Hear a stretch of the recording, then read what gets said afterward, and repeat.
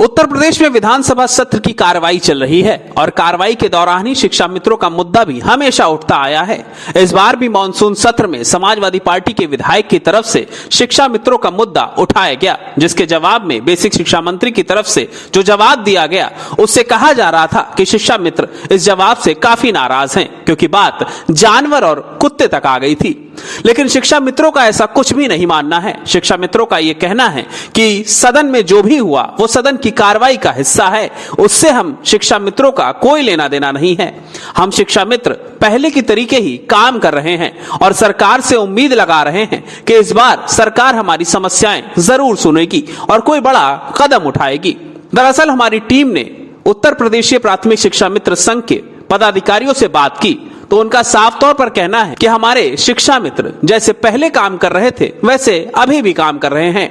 शिक्षा मित्रों के मन में किसी प्रकार से कोई भी खटास नहीं है। वो ये जानते हैं कि सदन में जो भी हुआ वो सदन की कार्रवाई का हिस्सा है। हमारी तरफ से लगातार शिक्षा मित्रों से बात हो रही है और शिक्षा मित्रों का ये कहना है कि सरकार हमारी समस्या सुनकर हमारी समस्या का निराकरण कर दे। हमें सरकार से कोई मनमुटाव नहीं है। दरअसल बीते दिनों समाजवादी पार्टी के विधायक की तरफ से जब शिक्षा मित्रों का मुद्दा सदन में उठाया गया था तो बेसिक शिक्षा मंत्री संदीप सिंह की तरफ से जो जवाब दिया गया था उसके बाद यह कहा जा रहा था कि शिक्षा मित्र संदीप सिंह के जवाब से काफी नाराज हैं। शिक्षा मित्रों की तरफ से आने वाले दिनों में सरकार के खिलाफ बड़ा आंदोलन भी किया जा सकता है या फिर विरोध जताया जा सकता है। कई जगहों पर यह भी खबर निकलकर सामने आ रही थी कि शिक्षा मित्र एक साथ सामूहिक इस्तीफा भी दे सकते हैं, लेकिन ऐसा कुछ भी नहीं है। शिक्षा मित्र पहले की तरीके काम कर रहे हैं और अभी भी अपनी समस्याओं को लेकर के सरकार के सामने आग्रह कर रहे हैं। सदन में जो भी चीजें आपने देखी होंगी संदीप सिंह और समाजवादी पार्टी के जो एमएलसी थे उनकी तरफ से हुआ, तो उसके बाद क्या सोचना है शिक्षा मित्रों का और क्या रणनीति आप लोगों की रहेगी? देखिए, सबसे पहले तो ये कि सदन के जो सवाल और जवाब होते हैं सदन की मर्यादा और सदन के संवैधानिक अनुरूप होते हैं।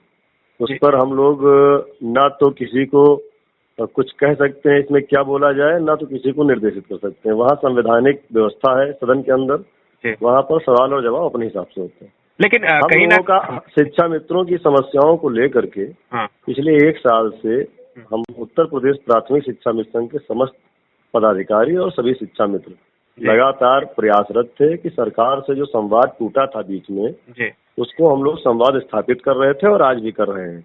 अच्छा। बीच बीच में कुछ समस्याएं आई, कई बार कार्यक्रम भी किए गए, पर अभी तक कोई भी ऐसा कार्यक्रम नहीं किया गया जो सरकार का विरोध करता हो। जितने भी कार्यक्रम किए गए अपनी समस्याओं का समाधान कराने हैं तो अपनी मांगों को लेकर के किया गया, ना कि किसी की सरकार के विरोध में किया गया।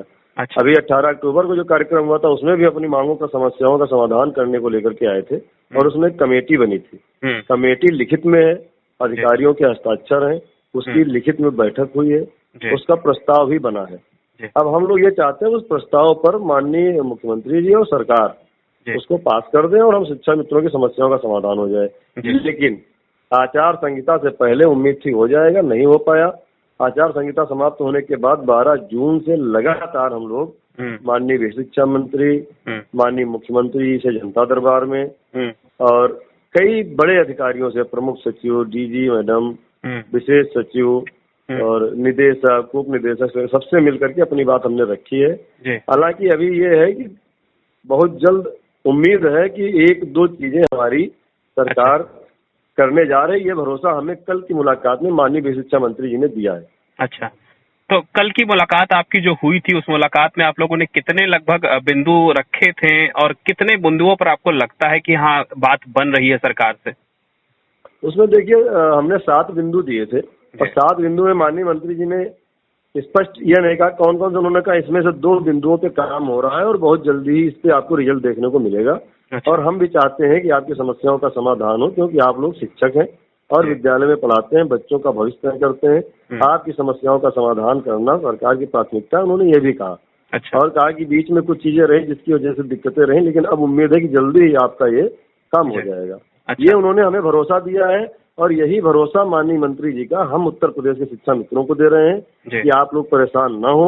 अभी 1 महीने का समय हमने सरकार को दिया है। हमने कल माननीय मंत्री जी से भी बता दिया कि सर 30 अगस्त तक हमारी समस्याओं का एक समाधान नहीं हो पाएगा तो हम लोग 5 सितंबर को लखनऊ में कार्यक्रम करेंगे।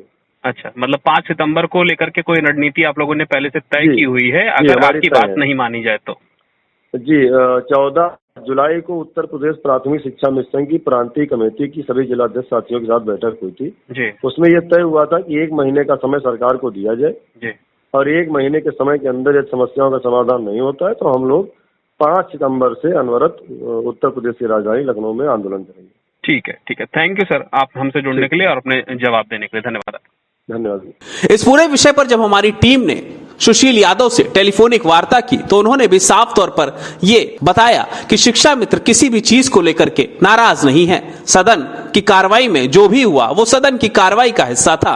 हम लगातार अधिकारियों से मिलते आ रहे हैं और अपने प्रस्ताव रखते आ रहे हैं। चुनाव के पहले भी हमने ये काम किया था और अभी भी लगातार उसी रास्ते पर काम कर रहे हैं। कल भी हमने बेसिक शिक्षा मंत्री से मुलाकात की है और अपने 7 बिंदु उनके सामने रखे हैं जो कि शिक्षा मित्रों की समस्याओं से जुड़े हुए थे।